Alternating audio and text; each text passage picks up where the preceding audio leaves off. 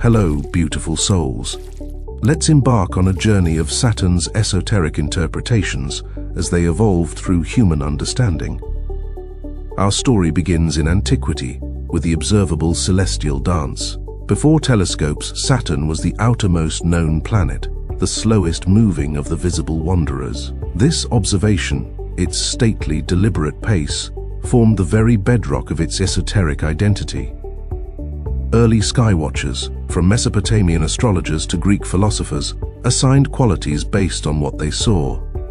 Its distance implied aloofness, its slowness, deliberation and longevity, its dim light, a sober, serious nature. It was the furthest reach of the then-known cosmos, the boundary stone of the visible universe. If the most distant observable planet was deemed the boundary stone, what did ancient humans believe lay beyond that boundary, if anything? Did this concept influence their understanding of death or the unknown? Place your answer in the comments. As Greek thought flourished, Saturn became identified with Cronus, the Titan who ruled during a mythical golden age before being overthrown by his son Zeus Jupiter. This mythological narrative deeply embedded itself in Saturn's esoteric profile.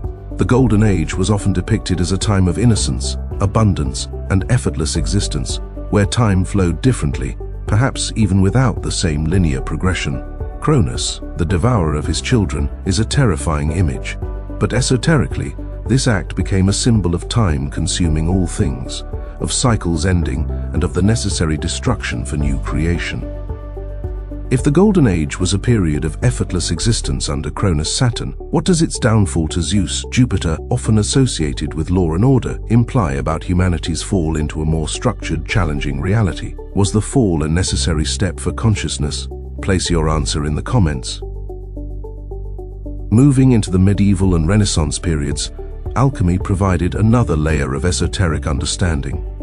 Alchemists, far from being simple proto-chemists, were deeply spiritual practitioners. They observed the properties of lead, its density, its dullness, its susceptibility to corrosion. They associated lead with Saturn, not just physically but symbolically. Lead became the prima materia, the base, unrefined substance that represented the human soul in its unawakened state. The alchemical process, the great work magnum opus, involved a series of precise, arduous stages, often described as Saturnian in nature, nigredo. Blackening, the initial stage involving decay, putrefaction, and confronting the darkest, most impure aspects of the substance and the self. Calcination, burning away impurities. Dissolution, breaking down into components. These were their experimental process, yet they were deeply intertwined with the spiritual journey of purification. The ultimate goal was the philosopher's stone, capable of transmuting lead into gold. This wasn't merely literal gold, it was the achievement of spiritual perfection, immortality, or a profound state of enlightenment. Saturn, the god of lead, thus became the guardian of the gates of transformation, demanding rigorous discipline and patience. If lead represents the base soul and gold the perfected soul, and Saturn governs this transformation, what does it say about the alchemical belief in the inherent potential for spiritual perfection within every human being, regardless of their current base state? Place your answer in the comments. In astrology, a system deeply rooted in centuries of observation and correlation, Saturn's slow journey around the zodiac, approximately 29.5 years, became a marker for significant life transitions. The Saturn return, occurring around ages 29 to 30, 58 to 60, and 87 to 90, is a well-documented astrological phenomenon. Saturn's recurring correlation with periods of challenge, responsibility, and maturation has been an observation within astrological practice for millennia. People experience these periods as times of intense pressure to confront reality, shed old habits, and build solid foundations. Saturn, in this context, is the cosmic taskmaster, the stern but ultimately benevolent teacher. It doesn't give you what you want, but what you need to grow. It forces you to build structures that last, whether they are careers, relationships, or inner resilience. The thing is, you face your limits and you learn from them.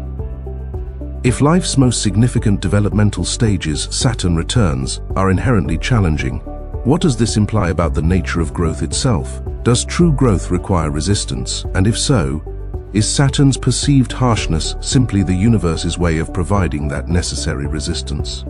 Place your answer in the comments. Finally, consider the modern scientific nature of Saturn's rings. Beyond their astronomical beauty, esoteric traditions often imbue them with symbolic meaning. They are seen as cosmic boundaries, the literal manifestation of Saturn's function as a separator and definer. Some interpretations even suggest they represent the accumulation of karmic dust, the debris of countless cycles of action and consequence, orbiting the very principle of time itself. So, the esoteric story of Saturn is not one of fantasy, but of how humanity, through observation, alchemy, and astrology, sought to find deeper meaning in its presence. It's the history of human attempts to understand time, limitation, responsibility, and transformation through the lens of a distant, ringed giant. If humanity has consistently projected its deepest fears and desires for order onto Saturn for millennia, what does this say about the human need for structure, discipline, and understanding of suffering in the pursuit of meaning? Place your answer in the comments. And so, our journey through the esoteric history of Saturn concludes, revealing not a single immutable truth, but a tapestry woven from human observation and profound introspection. From its ancient designation as the outermost boundary stone of the cosmos, to its alchemical association with lead and the rigorous path to spiritual gold, and, finally, to its astrological role as the stern but ultimately wise cosmic taskmaster, Saturn stands as a testament to humanity's enduring quest for meaning. Saturn's slow orbit, its visible rings, and the recurring patterns in human development have all been interpreted through lenses that transcend mere material existence. Saturn, in its multi-layered esoteric narrative, serves as a powerful symbol of limitation, responsibility, and the inexorable march of time. Yet, crucially, it also represents the profound potential for transformation and wisdom that emerges from facing these very forces. The story of Saturn is a mirror reflecting our own human condition, our yearning for order, our struggles with consequence, and our capacity for profound growth through discipline. It reminds us that even in the face of life's most challenging lessons, there is a guiding, formative principle at play, urging us towards greater resilience, deeper understanding, and the ultimate mastery of self within the grand, structured dance of the cosmos. The questions we've posed along the way remain open, inviting continued contemplation. Please be sure to like, share, and comment, as this will enable the channel to grow and reach more souls like you. Until next time, beautiful souls.